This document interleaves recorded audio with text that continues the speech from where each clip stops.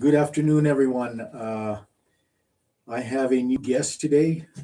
Dr. Billy Matthews has joined us, and so one of the changes that we've made to the roundup is to have rotating guests join me, and so we're starting that this week.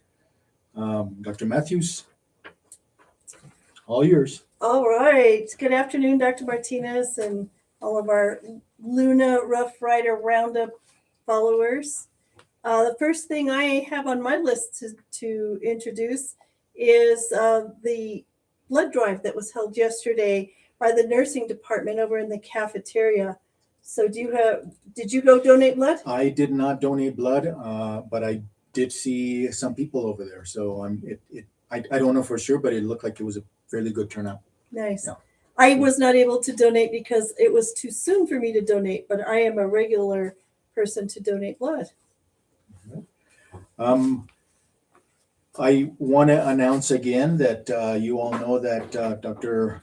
Guzman Duran will be joining us on Tuesday. It'll be her first day of work here at Luna, and she gets to meet the board on her first day. We are having our regularly scheduled first Tuesday of the month committee meetings with the board, and so she'll get to meet everyone and move in. I think she may still have some paperwork to take care of with the HR office, but make sure you stop by and welcome her on Tuesday. I was going to say Monday, on Tuesday. All right. So I noticed we have only 24 more days until we have our visit from HLC. So can you expand a little bit on that for us? Yes, so 24 more days because they are here on the 25th, I believe. And so Dr. Day is still working with us. Like I mentioned last week, Dr. Day has taken on other responsibilities now that starting on Tuesday that she's not going to be the VP of instruction anymore. I indicated that she's going to be the special assistant to the president. I've already gave her a list of things that I'd like for her to work on, but primarily she's still responsible for being the liaison and preparing us for the visit on the 25th, 25th and 26th. I still that I know of, it could have changed today, but I haven't had a chance to check my email today very much. But we still don't have an agenda. I know that as soon as we meet with HLC to develop the agenda, we'll be letting everyone know. One of the things that I do want to mention is that the site visit they're already allowed to ask us for information in preparation for that visit. And so we don't know. And so if I or Dr. Day or someone that has been on the HLC team here at Luna reaches out to you and asks you for information, please provide it as soon as possible because we have to turn around and give it to the person or persons that requested it as soon as possible so that they can review it and have that information for during the visit. So please make sure that you follow up as quickly as possible with any information that may have been requested. All right. So also notice that the Payroll and Human Resources has moved over to the Media Education Center, also known as the MEC Center. I haven't been over there yet, but just to let everyone know, can you share more information on that? Yes, Carolyn and Donna have moved to the Media Education Center. I don't remember the room numbers, but they're those.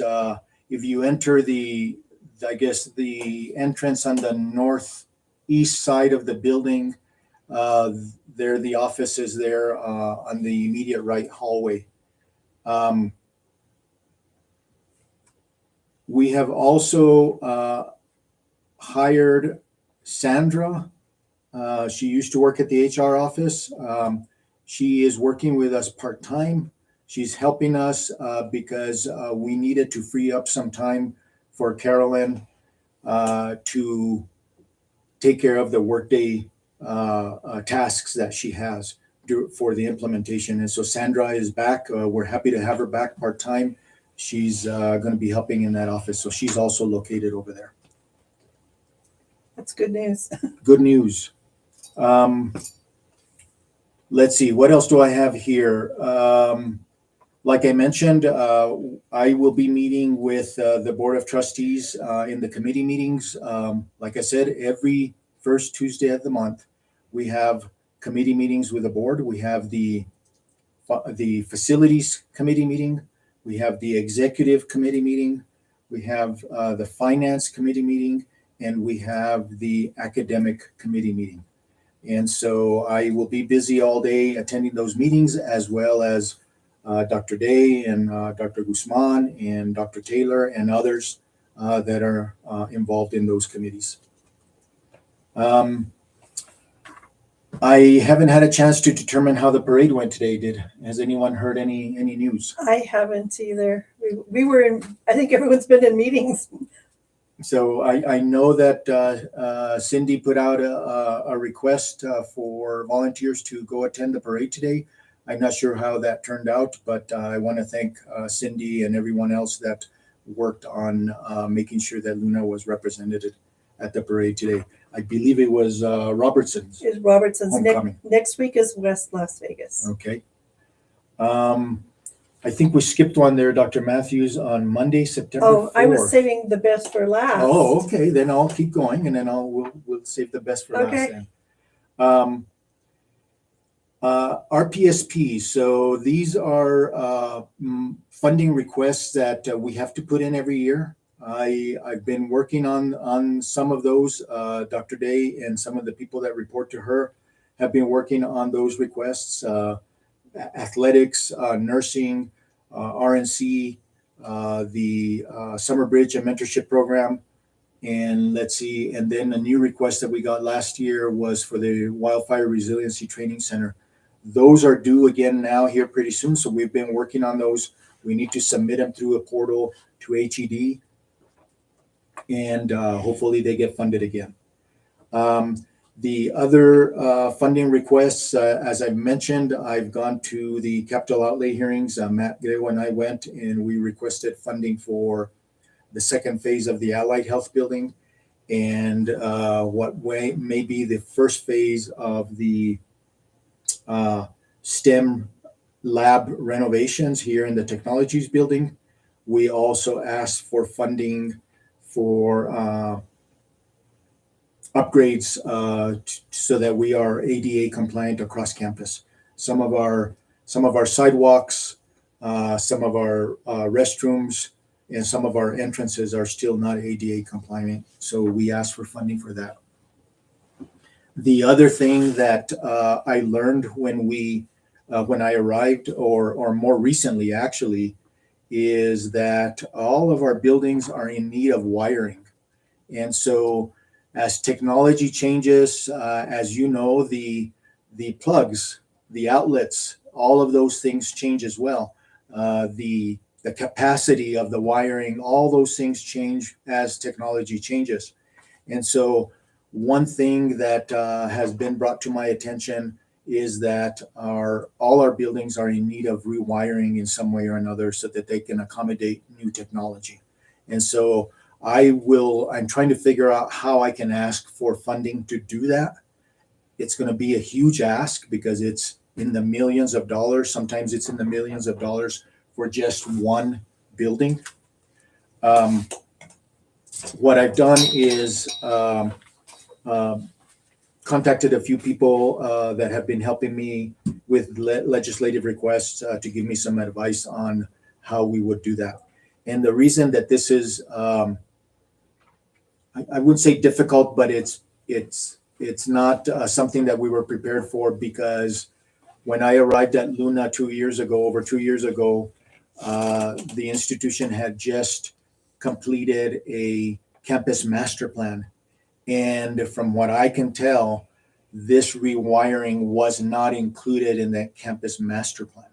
And so we've been following the campus master plan in requesting funding for our capital outlay for our buildings, but it wasn't included in there. And so I've the first year I was here, we presented our top 3 needs, but we also provided HED a list of 10 in rank order. But again, this wiring wasn't even in that top 10 list. And so I've got to work with HED to determine how can I bump that up, and it's going to push one of the other ones down. Let's see. Oh shoot, I forgot it. I left it on the printer. Enrollment. Denise Gibson provided me an enrollment report as of, I don't remember it was as of yesterday. It was as of the last day to register.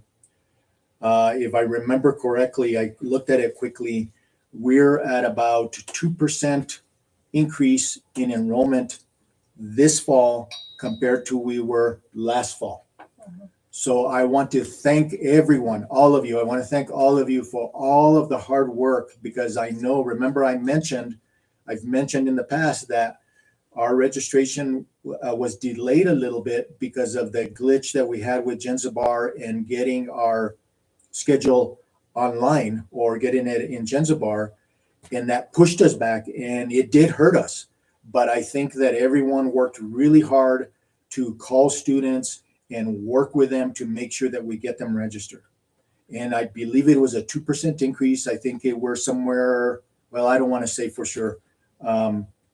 Someone, can you go to the printer in my office and maybe hopefully it's there. And that way I can really indicate what those numbers are. But with that, what I want to say is IDA sent out a disenrollment report, I believe yesterday. And I don't remember exactly how many, but I think it was something like 150 students that still have not put their deposit down for classes this fall. And so I'm asking all of you, especially faculty, to remind the students in your classes that if they haven't put their down payment down, please do so as soon as possible so that we don't have to disenroll them, because they're already here, right? We want to get them to at least pay their down payment and then work out a payment plan for the tuition, for the rest of the tuition.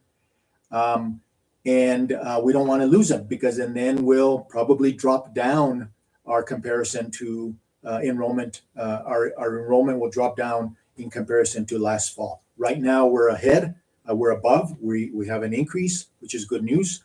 But if we lose all of the students on that list, then we will have decreased again.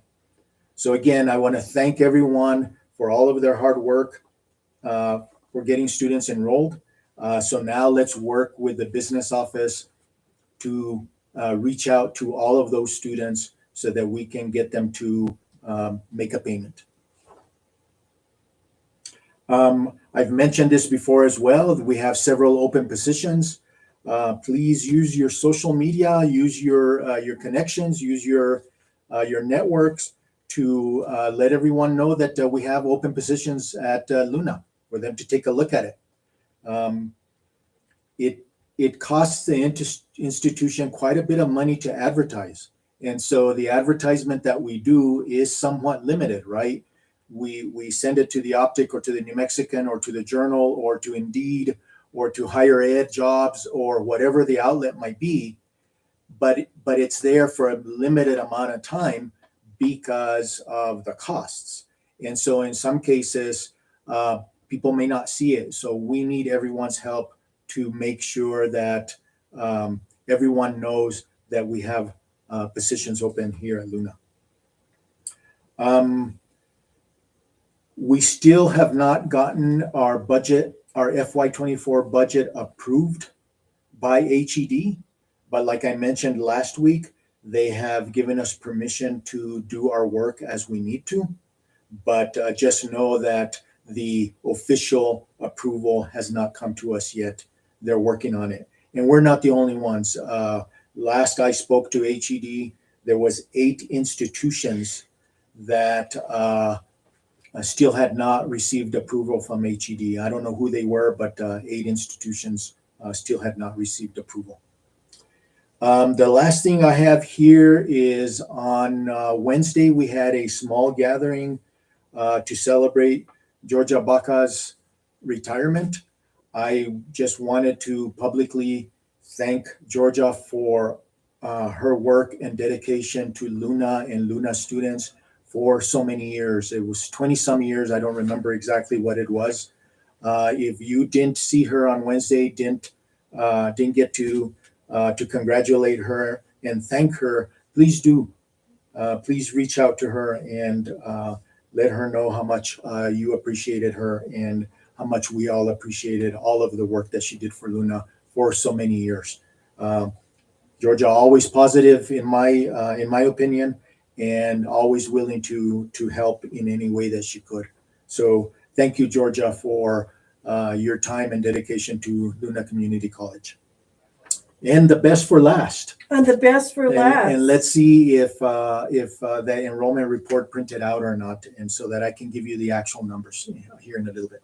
Okay, so I took this out of order because I think that this is the best, and we'll save it for last. It didn't print out?